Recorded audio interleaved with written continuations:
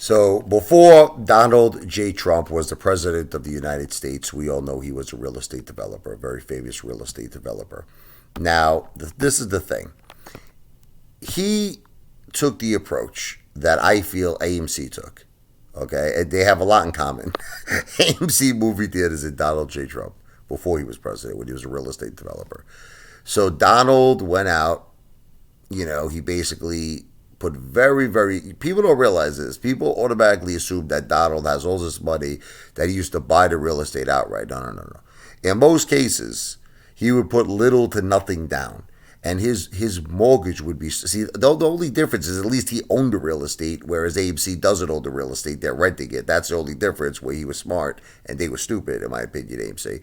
But still, because he put such little money down, his mortgage was so high on all his buildings. Casinos, forget about it. The Taj Mahal, in junk bonds, I think the guy raised over $1 billion. In interest alone, he had to pay over $1 million a day in interest, and no casino ever did that. No casino ever earned that. So basically, they're all telling him, like, the Taj Mahal is going to go into debt. You're never going to be able to get out of debt. He sued the editor. I think, the editor got fired, and he had to write an apology letter to Donald J. Trump. But listen, he was right. He was right.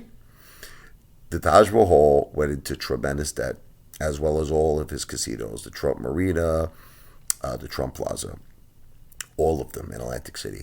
He had 3.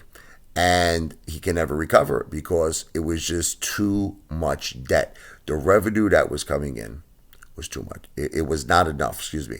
The revenue that was coming in was not enough to pay the massive debt on all of these 3 properties in Atlantic City. And I'm not even talking about real estate. It was the same thing.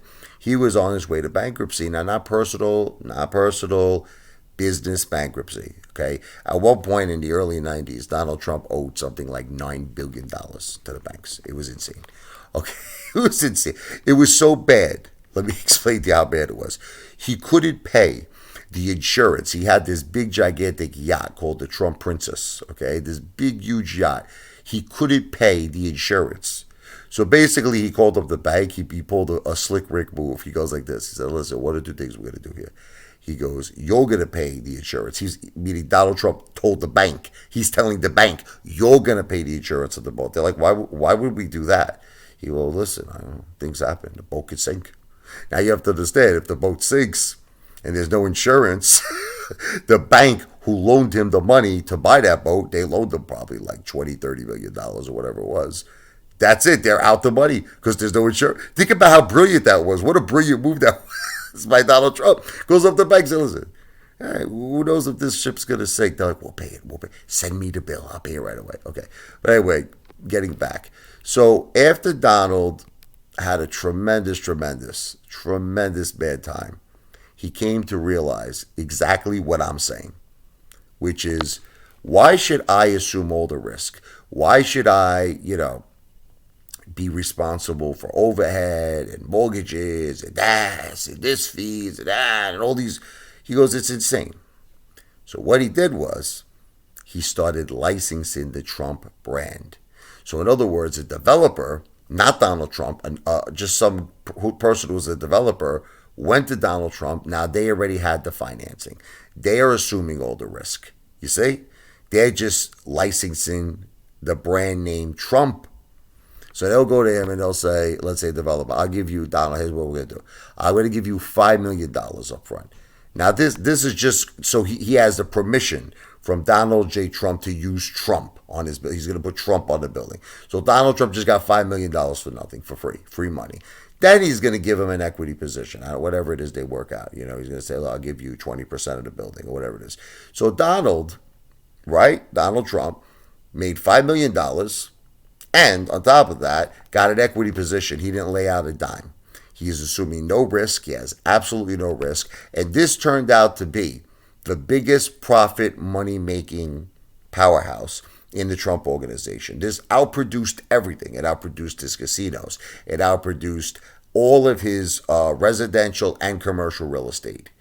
the just licensing the Trump brand. That's what made him who he is. That's what made. But you see, the thing was at first was he had to build the Trump brand. So it's kind of like he had to do all those crazy things where he bought the Plaza Hotel and it was like he paid ridiculous amounts that he should have never paid for that thing. He had to do all these crazy things to make him look very powerful and prestigious. And then from there, he developed such a, he's a household name that he was the definition of being rich and success, lifestyles of the rich and famous, that people wanted to license the Trump name. I believe AMC has that power too. I know a lot of you disagree with me, but if you go to anybody and ask them about AMC, anybody, they heard of it. Okay, AMC is a very strong brand, but just the way Adam Aron is going about it, he's assuming all the risk. AMC is simply not bringing in enough money every month to cover its overhead, to cover its rent, to cover its employees. And even if ultimately Ape runs and Adam Aron, which I know he already sold 425 million shares, but even if it runs and he winds up paying all the debt of AMC, what good does it make? Because the AMC is never going to get out of debt. So that's why he needs to rethink his business model. He should take the Donald J. Trump approach and the McDonald's approach. Again, I'm not a financial planner. I don't give financial advice. I'm an entertainer. That's just my opinion.